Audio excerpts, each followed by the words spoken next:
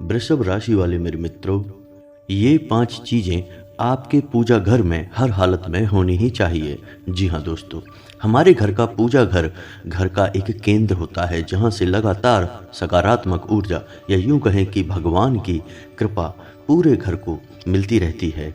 इसमें भी यदि हम अपने पूजा घर के बारे में सही ज्ञान नहीं रखते हैं, चीज़ों को सही तरह से व्यवस्थित नहीं रखते हैं, अपने पूजा घर को ठीक प्रकार से व्यवस्थित नहीं करते हैं, तो हमारे घर का वातावरण कभी भी पवित्र नहीं हो सकता है। नकारात्मक ऊर्जाएं लगातार हमारे घर के लोगों को और हमारे संपूर्ण घर को घेर कर रखती हैं और अंत वही होता है जैसा कि हम जानते हैं, यानी कि हर एक काम में अंत में आपको हताशा ही हाथ लगती है, नाकामयाबी और निराशा में आप डूबे रहते हैं। जी हाँ दोस्तों, तो आज का यह वीडियो आपको बहुत ही महत्वपूर्ण ज्ञान देने जा रहा है।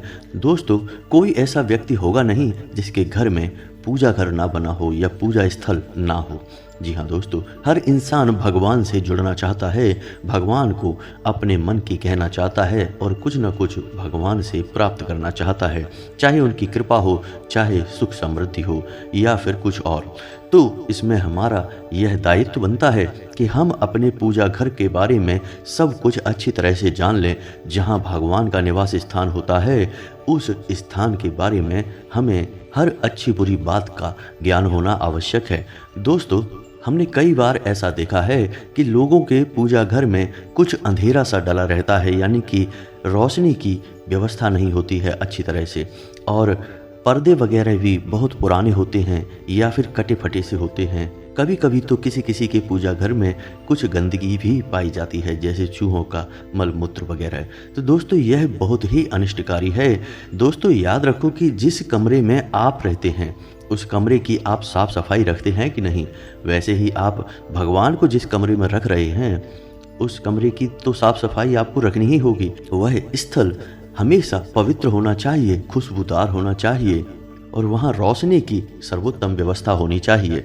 जब आप अपने पूजा घर के बारे में अच्छी तरह से जान जाएंगे तो हम गारंटी देते हैं कि आपका जीवन अपने आप बदलना शुरू हो जाएगा। दोस्तों, आपके जीवन में जो भी घटनाएं घट रही हैं, आपके घर परिवार का जैसा भी माहौल है, वह काफ़ी हद तक इस बात पर निर्भर करता है कि आपके घर का पूजा स्थल किस प्रकार व्यवस्थित किया गया है। आपके घर का माहौल नकारात्मक रहता है, स्थिति तनावग्रस्त रहती है, आपके जीवन में उतार चढ़ाव लगातार बने रहते हैं, तो एक बार आप जाइए और अपने पूजा घर को देखिए। हम गारंटी देते हैं कि निश्चित तौर पर आपके पूजा घर में व्यवस्थाएं भंग होंगी, कुछ न कुछ गड़बड़ियां आपके पूजा घर में अवश्य ही चल रही होंगी। आप उन्हें सुधार लीजिए, आपका जीवन अपने आप बदलने लगेगा। तो आज का यह वीडियो बेहद ही खास है, आपके जीवन के लिए बहुत महत्वपूर्ण ज्ञान की बातें लेकर आया है। तो इस वीडियो को आपको शुरू से लेकर अंत तक देखना है। इसमें हम बताएंगे कि कौन सी वो 5 चीज़ें हैं। दोस्तों, ना केवल 5 चीज़ें बल्कि हम और भी बहुत सारी चीज़ें आपको बताएंगे आपके पूजा घर के बारे में, लेकिन 5 चीज़ें जो बेहद ही खास हैं और आपके पूजा घर में हर हालत में इनको होना ही चाहिए। तो आपका यह दायित्व बनता है कि आप इस वीडियो को पूरा देखें और इस वीडियो से सीखी गई बातों को अपने जीवन में अमल में लाने की कोशिश करें। जी हाँ दोस्तों, तो चलिए वीडियो की शुरुआत करते हैं। लेकिन सबसे पहले आपसे वही एक निवेदन जो हर बार करते हैं, इस बार भी करेंगे कि कमेंट में पूरे भक्ति भाव के साथ जय माँ भद्रकाली अवश्य लिखें। जब भी जय माँ भद्रकाली लिखें, माता को मन में याद अवश्य करें। माता आपके ऊपर कृपा करेंगे, आपका उद्धार होगा। दोस्तों, आपको अपने जीवन में बदलाव लाने के लिए, सकारात्मक ऊर्जा लाने के लिए छोटे छोटे बदलाव लगातार करते रहने चाहिए, ज्ञान की बातें सीखते रहना चाहिए और अपने जीवन में आजमाते रहना चाहिए। यही छोटी छोटी बातें आपके पुण्य के घड़े को भरती हैं और आपका जीवन बदलने लगता है। दोस्तों, हमारे एक सब्सक्राइबर ने हमसे पूछा था कि हमारे पूजा के मंदिर में भगवान भोलेनाथ की 10 इंच की मूर्ति है और वह मिट्टी की है और अंदर से खोखली है, तो क्या उसे अपने पूजा घर में रख सकते हैं? जी नहीं दोस्तों, बिल्कुल नहीं रख सकते हैं। 10 इंच की मूर्ति हम अपने घर में ही कहीं पर भी नहीं रख सकते हैं, यह वर्जित है शास्त्रों के अनुसार। और भगवान भोलेनाथ की मूर्ति कोई सजावटी सामान नहीं है, तो आप उसे घर में भी कहीं और ना रखें, उसे कहीं बहते हुए जल में जाकर विसर्जित कर दें या फिर किसी मंदिर में जाकर दान दे दें। बेहतर होगा कि आप उसे बहते हुए जल में विसर्जित करें। मूर्ति किसी भी देवी या देवता की हो, उसे अपने घर में यदि आप रखना चाहते हैं तो 4 अंगुल से बड़ी नहीं होनी चाहिए, छोटी ही होनी चाहिए, और वह धातु की होनी चाहिए और अंदर से ठोस होनी चाहिए। इस बात का आपको विशेष ख्याल रखना ही चाहिए। और भगवान भोलेनाथ की मूर्ति रखने के बजाय आप उनका शिवलिंग प्रतीक रखें, यानी कि उनका शुद्धतम प्रतीक अपने घर में रखें, वह ज़्यादा अच्छा रहेगा। लेकिन याद रखें कि शिवलिंग प्रतीक भी 4 अंगुल से बड़ा नहीं होना चाहिए। दोस्तों, अब आपके मन में यह विचार आ सकता है कि बड़ी मूर्ति तो और सुंदर लगती है, उसे घर के पूजा घर में क्यों ना रखें। दोस्तों, आपको मूर्ति की सुंदरता देखकर नहीं लानी है। शास्त्रों में बड़ी मूर्तियां केवल और केवल देव स्थानों पर स्थापित करने के लिए कहा गया है, यानी कि मंदिरों में आप रख सकते हैं बड़ी मूर्तियां, लेकिन घर में हम जो पूजा स्थल है वहाँ पर बड़ी मूर्तियां नहीं रख सकते। क्योंकि दोस्तों, हमारा जो घर है उसमें हर प्रकार की गतिविधियां चलती रहती हैं, कुछ अच्छी बुरी बातें भी होती रहती हैं, तमाम तरह के क्रियाकलाप होते रहते हैं, और जो बड़ी मूर्ति होती है वह सर्वोत्तम और शुद्ध माहौल मांगती है, यानी कि मंदिर का माहौल मांगती है, ज़्यादा सेवा मांगती है, ज़्यादा समर्पण मांगती है। इतना सब हम अपने घर में रहते हुए नहीं कर सकते हैं, यह मंदिर में ही हो सकता है। इसलिए भगवान का बड़ा स्वरूप मंदिर में स्थापित किया जाता है और उनका सूक्ष्म स्वरूप हम अपने घर में स्थापित करते हैं। तो ये तो थी मूर्ति के बारे में जानकारी। अब आपको बता दें कि आपके घर का जो पूजा स्थल होता है, जो मंदिर होता है, जो आपने अपने घर में बना रखा है, उसकी दिशा कहाँ होनी चाहिए, यह बहुत आवश्यक है। दोस्तों, कुछ लोगों के मंदिर की दिशा ही उल्टी होती है, यानी कि उनका सब किया कराया बर्बाद हो जाएगा, खत्म हो जाएगा, किसी मतलब का नहीं है। तो घर के पूजा घर की दिशा क्या होनी चाहिए, उत्तर दिशा या पूर्व दिशा? अब जब भी आप पूजा करने के लिए बैठें तो आपकी दिशा यानी आपका मुख पूर्व की ओर होना चाहिए या फिर उत्तर की ओर होना चाहिए। तो अब इस लिहाज से आपके पूजा घर की दिशा हो गई पश्चिम दिशा या फिर दक्षिण दिशा। जी हाँ दोस्तों, पूजा घर की जो दिशा है वह इस बात पर निर्भर करती है कि साधक किस ओर मुख करके बैठता है, यानी साधक की दिशा क्या होनी चाहिए। तो जो साधक है या जो पूजा करने वाला व्यक्ति है उसका मुख पूर्व या उत्तर की ओर ही होना चाहिए, यही सर्वोत्तम व्यवस्था है। कहीं कहीं पर ऐसा भी देखा गया है कि किसी किसी के घर में पूजा घर का मुख पूर्व की ओर होता है और साधक का मुख पश्चिम की ओर हो जाता है। इसमें भी कोई बुराई नहीं है, यह भी ठीक है, लेकिन किसी भी हालत में साधक का मुख दक्षिण दिशा की ओर नहीं होना चाहिए, क्योंकि दक्षिण दिशा में यम का वास माना जाता है और आप जो भी पूजा करेंगे वह यम की पूजा बन जाएगी और आपके घर में नकारात्मक ऊर्जा और नकारात्मक समाचार ही लेकर आएगी। दोस्तों, एक चीज़ आपने अपने जीवन काल में नोटिस की होगी कि जब भी आपके जीवन में आपके घर में कोई बुरी खबर आती है, कोई बहुत बुरा समाचार आता है, तो वह दक्षिण दिशा से ही आता है। जी हाँ दोस्तों, आप ध्यान देना इस बात को। कोई एक्सीडेंट, कोई दुर्घटना, कोई बीमारी या किसी भी अन्य प्रकार की खबर जिससे आप बहुत विचलित परेशान हो जाते हैं, ऐसी खबर आपको दक्षिण दिशा से ही आती है, क्योंकि उसे मृत्यु की दिशा कहा जाता है, यम की दिशा कहा जाता है। तो पूजा के साथ साथ दीपक लगाने के भी कई विधि विधान होते हैं। दोस्तों, यदि आपको दीपक लगाने के विषय में वीडियो चाहिए तो आप कमेंट करके बताइए, हम आपको दीपक के विषय में बहुत गहरे ज्ञान वाला वीडियो बनाकर देंगे जिससे आपको अद्भुत ज्ञान प्राप्त होगा। तो आप कमेंट करके बताइए, हम आपको उसके विषय में भी वीडियो बनाकर दे देंगे। तो फिलहाल के लिए आपको इतना बता दें कि दीपक की ज्योति कभी भी दक्षिण दिशा की ओर नहीं होनी चाहिए और साधक का मुख भी दक्षिण दिशा की ओर नहीं होना चाहिए। तो अब आपको समझ में आ गया कि पूजा करने के लिए आप जब बैठें तो किस दिशा में बैठें, पूजा घर का मुख किस दिशा में हो। हमेशा याद रखें कि पूजा घर को किसी कोण पर स्थापित भूलकर भी ना करें। कोण का मतलब है 2 दिशाओं के बीच की जगह। जी हाँ दोस्तों, जैसे उत्तर और पूर्व के बीच का कोण, जैसे उत्तर पूर्व या फिर उत्तर पश्चिम कोण, ऐसे किसी भी कोण से आपको बचना है। स्पष्ट दिशा में ही पूजा घर को स्थापित करना है। तो यहाँ तक आपको समझ में आ गया कि पूजा घर की व्यवस्था कैसी होनी चाहिए। अब याद रखें कि आपके पूजा घर में रोशनी की पर्याप्त व्यवस्था होनी चाहिए। अब इसका मतलब यह नहीं कि आप एक बड़ा सा बल्ब लगा दें और आपकी आंखें चौंधिया जाएं। दोस्तों, पर्याप्त व्यवस्था का मतलब यह होता है कि रोशनी इतनी होनी चाहिए कि आपको देखने में अच्छी लगे, यानी सारी चीज़ें सही तरह से दृश्य होनी चाहिए। आपके पूजा घर में अंधेरा ना दिखाई दे, रोशनी सब जगह होनी चाहिए। दूसरा कि आपको अपना पूजा घर पूर्ण रूप से साफ सुथरा रखना चाहिए। जरा सी भी गंदगी पूजा घर में होनी नहीं चाहिए। चढ़े हुए पुष्प कभी भी अपने पूजा घर के आसपास भी ना रखें। दीपक की जो बाती जल जाती है उस बाती को भी अपने पूजा घर के आसपास ना रखें। जले हुए दीपक, यानी जिसमें एक बार आपने दीपक जला लिया, जैसे ही उसकी लौ बुझ जाए उस दीपक को तुरंत अपने पूजा घर से हटा दें और उसे धोने के लिए भेज दें या अपने पूजा घर से दूर रख दें। ये कुछ छोटी छोटी सी बातें हैं जो हमें ध्यान में रखनी चाहिए। दोस्तों, हमारे शास्त्रों में चढ़े हुए पुष्प, यानी जो पुष्प आपने भगवान को चढ़ा दिए, बाद में वो पुष्प मुरझा गए और आपने उन पुष्प को उठाकर अपने पूजा घर के बगल में एक कटोरा रख रखा है, उसमें डाल दिया। उन पुष्प को मृत कहा गया है, यानी शव के समान होते हैं और हम कभी भी अपने पूजा घर के पास शव को नहीं रखते हैं। जी हाँ दोस्तों, तो याद रखिए आप ये छोटी छोटी बातें और आपके घर में बदलाव आने शुरू हो जाएंगे, जीवन में बदलाव आने शुरू हो जाएंगे। दोस्तों, अब आपको बताते हैं कि वो 5 चीज़ें जो आपके पूजा घर में हर हालत में होनी ही चाहिए, और उनमें आखिरी की 2 चीज़ें बेहद चमत्कारी हैं। हम गारंटी देते हैं कि आपके पूजा घर में वे 2 चीज़ें तो किसी भी कीमत पे होंगी ही नहीं, क्योंकि लोगों को इसके बारे में ज्ञान ही नहीं है। जो मन करता है अपने पूजा घर में रख लिया, जो मन किया वहाँ से हटा दिया। दोस्तों, आपको याद रखना होगा कि हमारा जो पूजा घर है, भगवान का जो निवास स्थान है, वह एक शास्त्रीय व्यवस्था है। उसे शास्त्रों के अनुसार ही व्यवस्थित करना चाहिए, तभी हमें उसके फल प्राप्त होंगे। अन्यथा आपकी सारी पूजा पाठ बेकार है, आपको कुछ भी फलित नहीं होगा।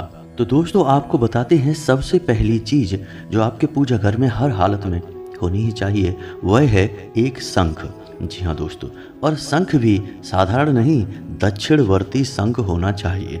अब ऐसा क्यों? क्योंकि हमारे शास्त्रों में दक्षिणवर्ती शंख को विष्णु प्रिय कहा गया है, यानी भगवान विष्णु को यह बहुत प्रिय है, और भगवान विष्णु के साथ साथ यह माता लक्ष्मी को भी बेहद प्रिय है। यानी जिस घर में दक्षिणवर्ती शंख होगा उस घर में माता लक्ष्मी हर हालत में विराजमान होंगी ही।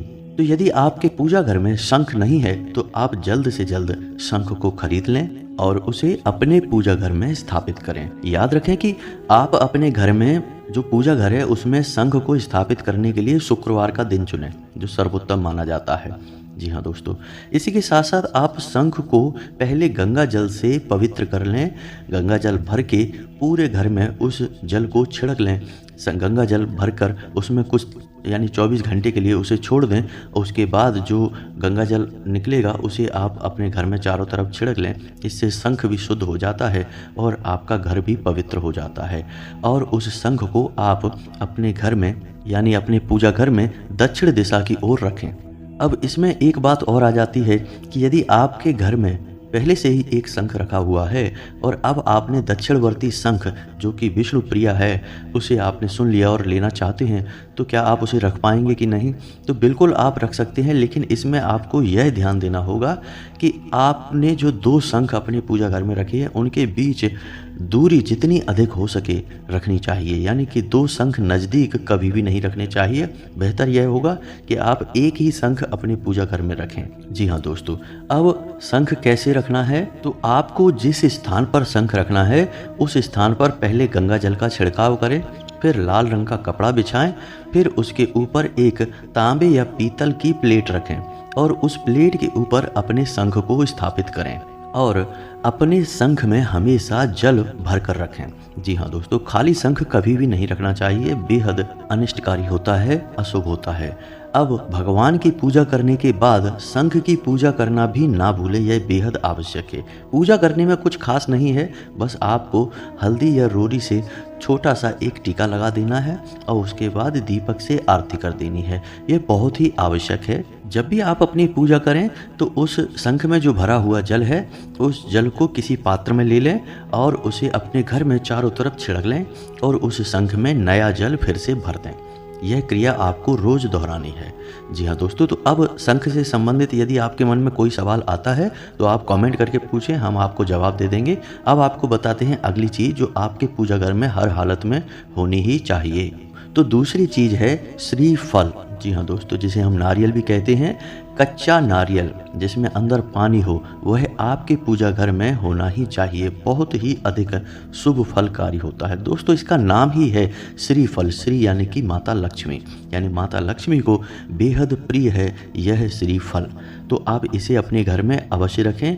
तो अब आप क्या करें कि एक नारियल जो कच्चा होता है, जिसके अंदर पानी होता है, वह नारियल लेकर आएं और उसे लाल कपड़े में लपेटकर अपने पूजा घर में स्थापित करें और उसकी भी पूजा करें, यानी कि उसमें भी हल्दी रोली से तिलक लगाएं और उसकी पूजा करें।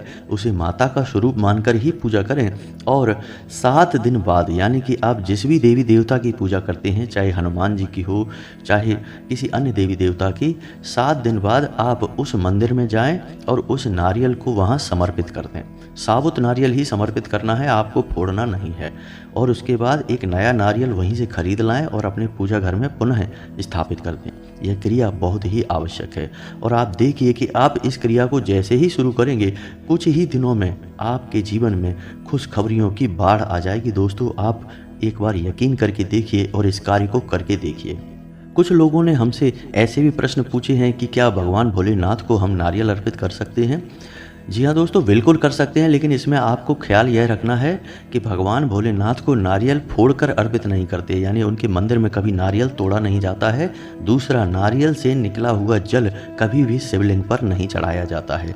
इस बात का आपको विशेष ख्याल रखना है। जी हाँ दोस्तों, इसी के साथ साथ आपको बता दें कि आपको अपने पूजा घर के दोनों तरफ एक एक स्वास्तिक हल्दी से अवश्य बनाना चाहिए और एक श्री अपने पूजा घर के ऊपर यानी कि चोटी पर अवश्य लिखना चाहिए। उसे आप हल्दी से भी लिख सकते हैं या लाल सिंदूर से भी लिख सकते हैं। इसका भी बहुत बड़ा शुभ फल प्राप्त होता है। दोस्तों, यदि आपको धातु के स्वास्तिक मिल जाएं तो उसे भी आप अपने पूजा घर में स्थापित करें। यह बहुत ही शुभ फलदायक होते हैं। लेकिन याद रखें कि स्वास्तिक आप जो भी खरीदें उसे जोड़े में ही खरीदें। इसका फल दुगना होकर आपको मिलता है। कभी भी अकेला स्वास्तिक ना खरीदें और उसे अपने घर की दोनों दिशाओं में रख दें, यानी कि एक इस तरफ और एक उस तरफ, और उसका भी आपको पूजन करना है। जी हाँ दोस्तों, तो अब आपको बताते हैं तीसरी चीज़ जो आपको अपने पूजा घर में रखनी ही चाहिए, और वह है हाथियों का जोड़ा।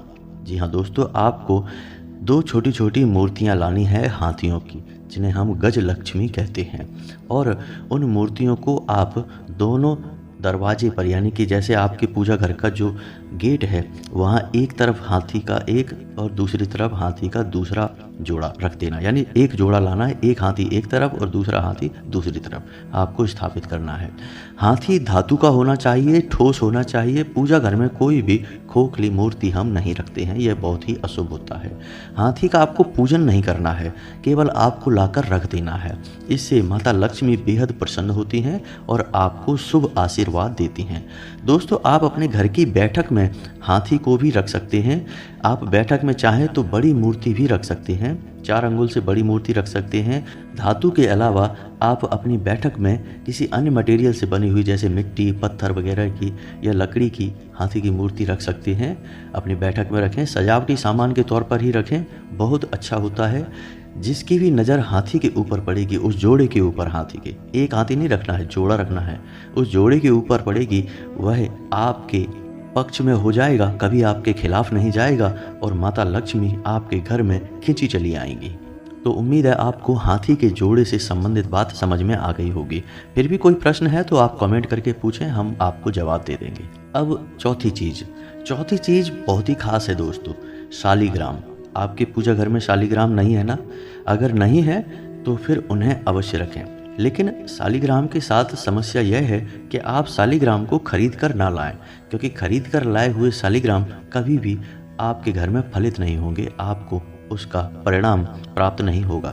जी हाँ दोस्तों, शालिग्राम को भगवान विष्णु का शुद्ध स्वरूप माना जाता है और आप शालिग्राम को घर में स्थापित करते हैं तो भगवान विष्णु के साथ साथ माता लक्ष्मी तो अपने आप ही स्थापित हो जाएंगी। तो आप अपने घर के पूजा घर में शालिग्राम को स्थापित अवश्य करें। लेकिन शालिग्राम यदि आपको कोई उपहार में दे देता है तो वह शालिग्राम पूर्ण फलित होगा। यदि आप खरीद कर ले आते हैं तो उसका कोई भी फल आपको प्राप्त नहीं होगा। यह एक समस्या है बहुत बड़ी। बहुत से लोग शालिग्राम खरीद लाते हैं, फिर पूजा शुरू कर देते हैं, उसका कोई फल प्राप्त नहीं होता। दोस्तों, विष्णु पुराण में इसका स्पष्ट वर्णन मिलता है कि शालिग्राम यदि आपको मिले तो उपहार में मिले, आप उसे खरीद कर बिल्कुल भी ना लाएं। तो अब आप अपने रिश्तेदारों में, अपने मित्रों में या अपने जानने वालों में कुछ ऐसा माहौल बनाएं कि आपको यह प्रिय है। यदि आपको कोई ऐसा दे देता, जैसे आपको कोई शालिग्राम दे दे तो बहुत अच्छा हो, तो शायद किसी के मन में ऐसा विचार उठ जाए और भगवान विष्णु आपके घर में आना चाहें तो वह आपको किसी अवसर पर शालिग्राम गिफ्ट कर दे, तो वह बहुत ही अच्छा होगा। आप समझ रहे हैं ना कि हम आपसे क्या कहना चाह रहे हैं। यानी आपको सीधे नहीं कहना है किसी से कि आप हमें शालिग्राम उपहार में दे दो। आपको ऐसा माहौल बनाना है, लोगों से कहना है कि काश कोई हमें शालिग्राम उपहार में दे देता तो हमारा काम चलने लगता, हमें बहुत अच्छा लगता। तो शायद किसी का मन बन जाए और कोई आपको किसी अवसर पे गिफ्ट कर दे शालिग्राम, आपका काम बन जाएगा। दोस्तों, याद रखना कि जब तक भगवान नहीं चाहेंगे आपके घर में नहीं आएंगे। जब वो चाहेंगे तो आज आपने इच्छा की और कल ही भगवान आपके घर में आ जाएंगे। सब कुछ उनकी मर्जी पर निर्भर करता है दोस्तों। इसी के साथ साथ आपको बता दें कि आपको अपने पूजा घर में मोर पंख भी अवश्य रखना चाहिए। मोर पंख तो आपको अपने घर के हर एक कमरे में लगाकर रखना चाहिए दोस्तों। यह बेहद ही आवश्यक है, बहुत ही सकारात्मक है, आपके पूरे घर की ऊर्जा को सकारात्मक ऊर्जा में बदल देगा। तो आप मोर पंख को अपने पूजा घर में अवश्य रखें। अब आपको बताते हैं पांचवी चीज़ जो आपके पूजा घर में हर हालत में होनी ही चाहिए। लेकिन इससे पहले आपको एक बात बताना जो हम भूल गए कि आप अपने पूजा घर में जो शंख रखेंगे उस शंख को कभी भी बजाना नहीं है दोस्तों।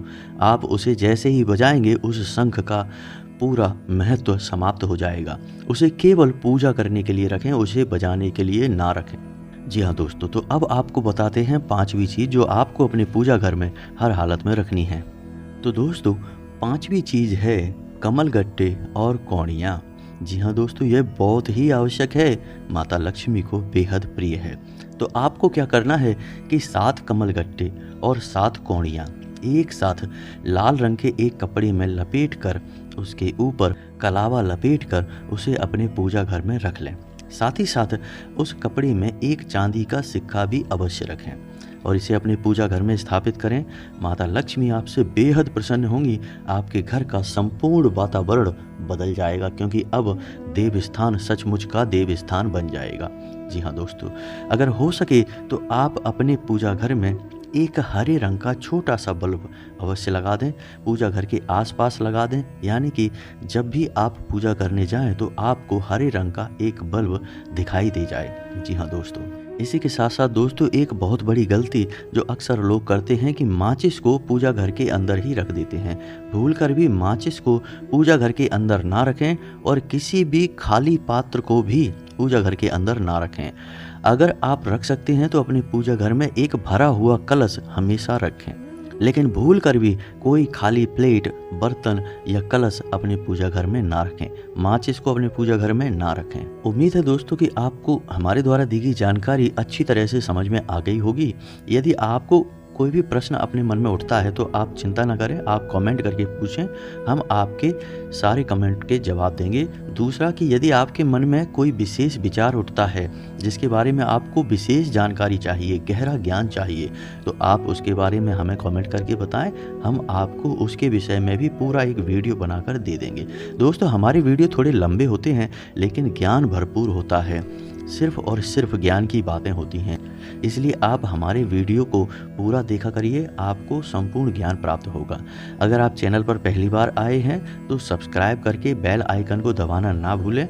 हम हर रोज़ आपके लिए ज्ञानवर्धक वीडियो लाते हैं, आपको ज्ञान से भरपूर वीडियो रोज प्राप्त होते रहेंगे। इसी के साथ साथ कमेंट में पूरे भक्ति भाव से जय माँ भद्रकाली लिखना ना भूलें, जय माँ लक्ष्मी लिखना ना भूलें। माता आपका कल्याण करेंगी। मिलते हैं अगले ज्ञानवर्धक वीडियो में, तब तक के लिए धन्यवाद।